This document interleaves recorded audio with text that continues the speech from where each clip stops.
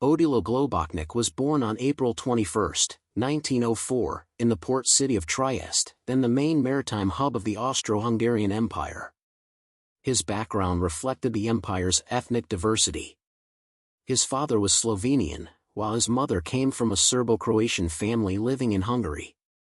Despite this mixed heritage, his father, Franz Globocnik, rigidly insisted that German be the sole language spoken at home. This demand deeply shaped young Odilo's identity, fostering an intense attachment to German culture. Growing up in a contested borderland of competing ethnic groups likely intensified his later fanaticism, driving a psychological need to demonstrate absolute ideological purity.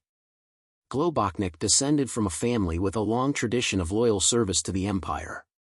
His great-grandfather had served as a physician during Austria's 1809 campaign against Napoleon, and his father began his career as a cavalry lieutenant before becoming a senior postal official. In 1915, at just 11 years old, Odilo was enrolled in a military lower secondary school in Pulen, following a path his father viewed as honorable and respectable. Academic records portrayed him as disciplined, ambitious, quiet, and exemplary in conduct. The end of the First World War radically altered his circumstances. The collapse of the Austro-Hungarian Empire, combined with his father's death in 1919, plunged the family into instability. After relocating to Austrian Carinthia near the Slovene border, Globocnik became increasingly involved in the violent political turmoil of the fledgling Austrian Republic. Though still a teenager, he later exaggerated his role in border clashes around Grafenstein and Bleiburg, portraying himself as a heroic participant.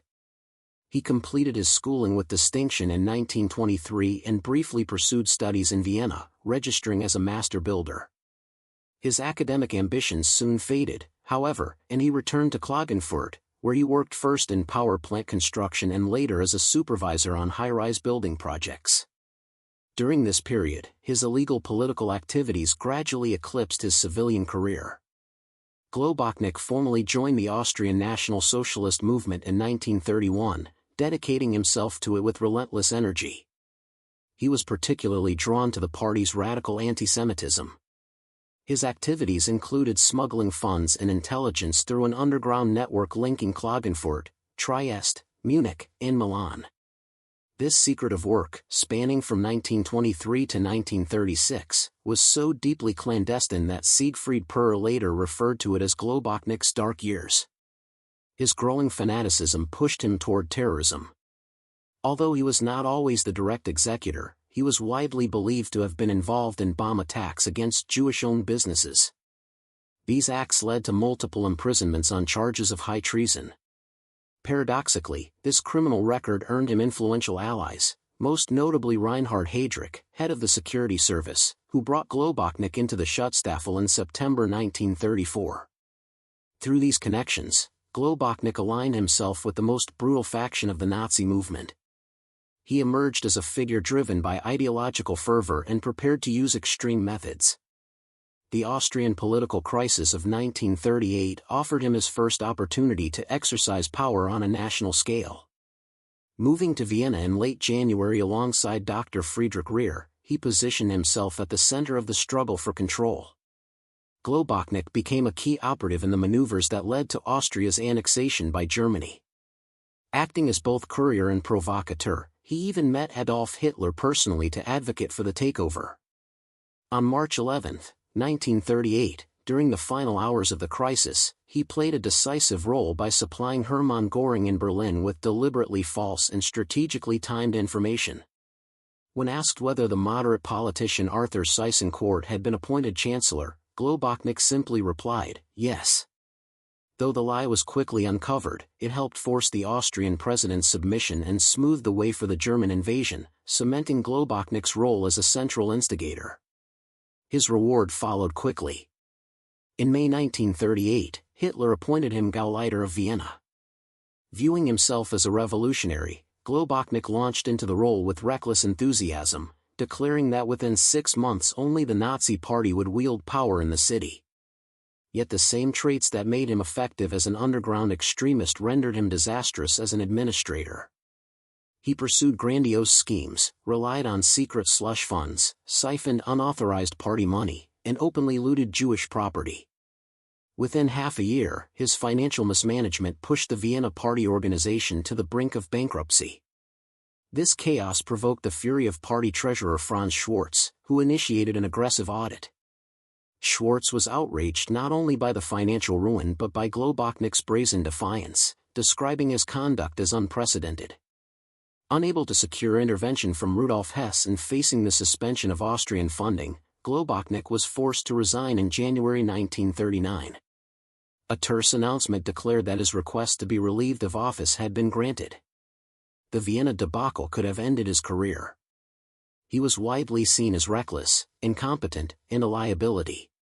Yet Globocnik enjoyed the protection of a powerful patron, Heinrich Himmler. Valuing ideological zeal over administrative discipline, Himmler shielded him from punishment and eventually persuaded Schwarz to abandon the investigation. In exchange, Globocnik became unwaveringly loyal to his protector. The outbreak of war offered him a new and far darker arena, removed from financial scrutiny.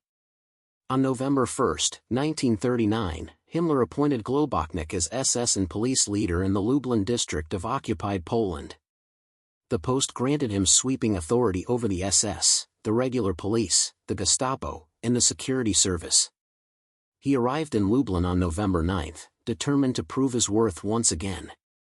His jurisdiction covered roughly 26,000 square kilometers and a population of about 2.5 million people.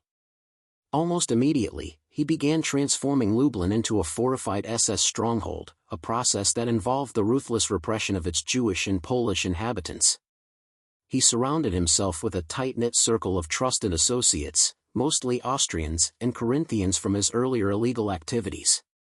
This inner circle, including his chief of staff Ernst Lurch, Jewish affairs expert Hermann Höfel, and George Michelson, became the operational core of future atrocities. Initially, Globocnik focused on exploiting Jewish forced labor to support his territorial ambitions. Thousands of Jews were registered, controlled, and driven into labor camps to construct projects such as the ultimately futile anti-tank trench along the Bug River. One of the most notorious camps was established at Lipowa Street 7 in Lublin, where inmates were subjected to extreme cruelty. At the same time, he zealously pursued Himmler's long-term vision of Germanizing Eastern Europe. This plan required the removal of Jews, Poles, and Ukrainians from targeted settlement zones.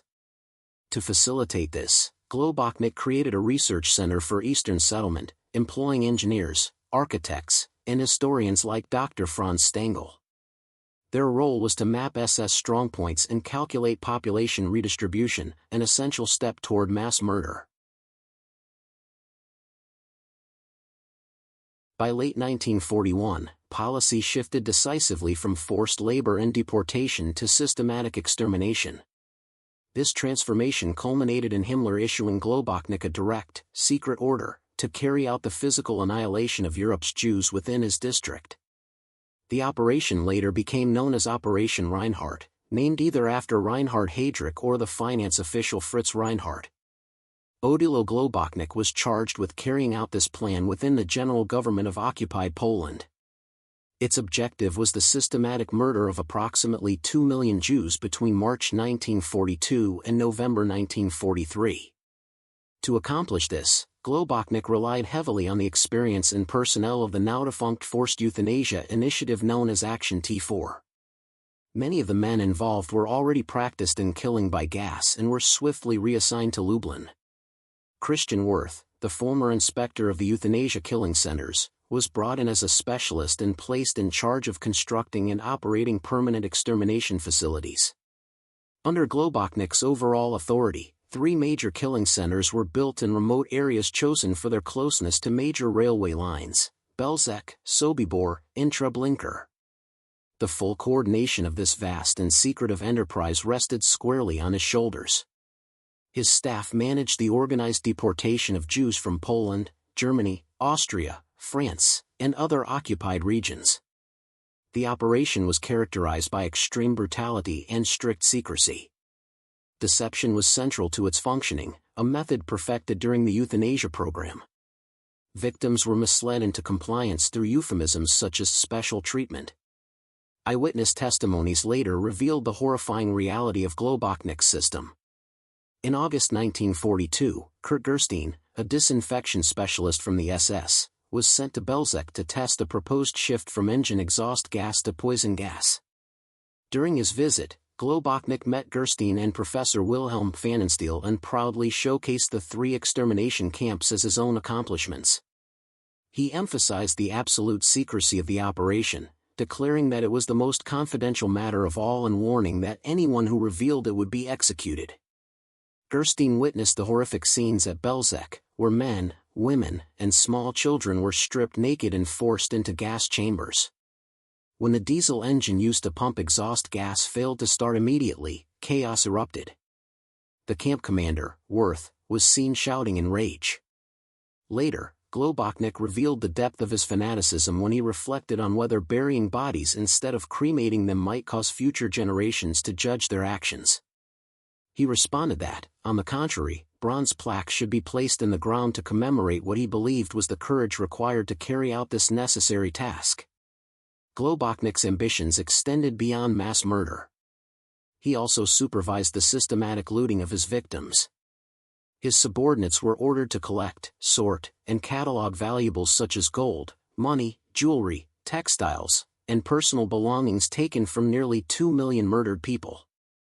The scale of this plunder was immense, totaling an estimated 178 million Reichsmarks, and Globocnik viewed it as the economic success of Operation Reinhard.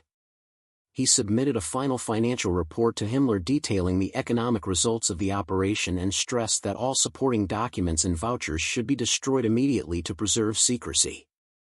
His meticulous accounting was driven in part by a desire to erase the stigma of his earlier financial mismanagement in Vienna and to prove his competence in economic matters. Despite orchestrating mass murder on an unprecedented scale, Globocnik displayed a complex personality.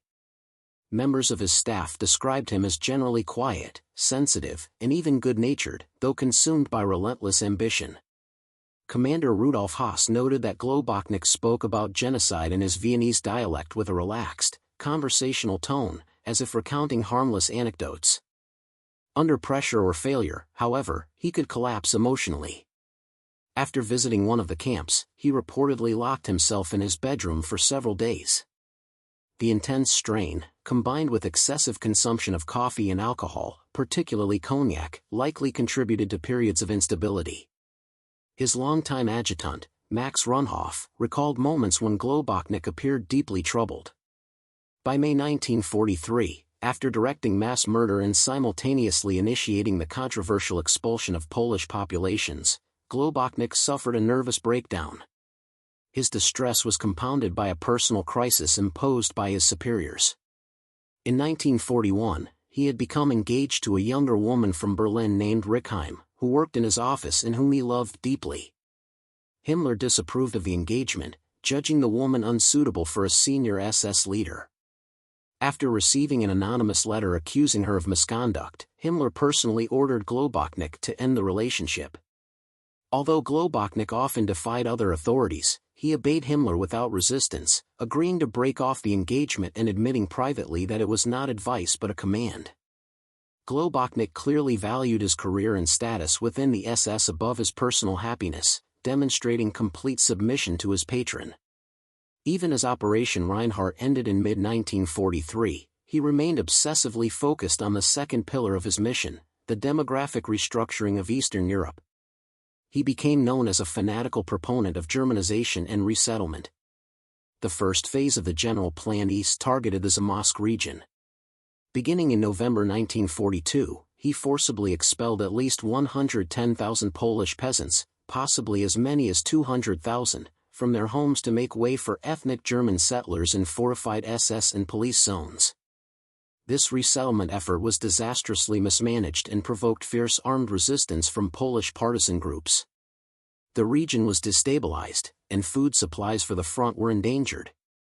His superior, Friedrich Wilhelm Kruger, angrily complained that Globocnik's recklessness was undermining the entire SS and police structure. Globocnik defended his actions with ideological fervor, insisting that radical measures were essential to secure the East. He attempted to formalize the classification of Polish victims. Those deemed suitable for Germanization were sent to evaluation centers, able-bodied individuals were sent to labor camps, and the elderly and children were sent to their deaths. Despite mounting military failures and administrative chaos, Himmler continued to protect Globocnik, praising his unique services. Nevertheless, the failure of the Zamość colonization project and escalating bureaucratic conflicts eventually made his position in Lublin untenable.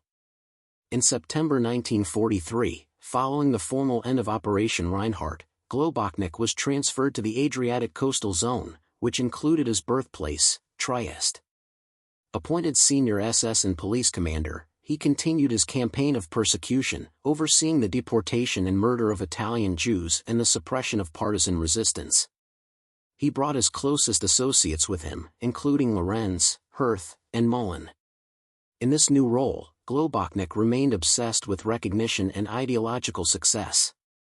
He married Laura Petten in October 1944 and aggressively pursued military decorations. With the help of his old friend Dr. Friedrich Rainer, he successfully lobbied Berlin, and in January 1945 he was awarded the German Cross in Silver for exaggerated claims of defensive achievements. Even as the Nazi regime collapsed, Globocnik remained fixated on status, dictating letters to ensure his awards were properly recorded. As Allied forces advanced, he fled back to Carinthia in May 1945 with his inner circle. During this flight, he made a rare personal admission, telling an acquaintance near Lake Weissensee, "We took care of 2 million. I will probably have to pay for that now." His final refuge was a remote alpine hut, where British forces eventually captured him on May 31, 1945. Attempting to evade identification, Globocnik posed as a merchant named Koenig, but his cover was exposed when a British officer deliberately called out his real name. He reacted instinctively, revealing himself. Prepared for this moment, Globocnik bit down on a cyanide capsule hidden in his mouth. He collapsed and died within minutes despite medical intervention. His body was identified by former associates. The man who once imagined commemorating his crimes with bronze plaques was buried anonymously in a pig meadow near the Drau River. His death erased him swiftly and silently, mirroring the oblivion he had sought to impose on millions. The story of Odilo Globocnik stands as a grim illustration of how radical ideology, stripped of moral restraint, can transform bureaucratic efficiency into an engine of mass murder, until, ultimately, it consumes its own architect.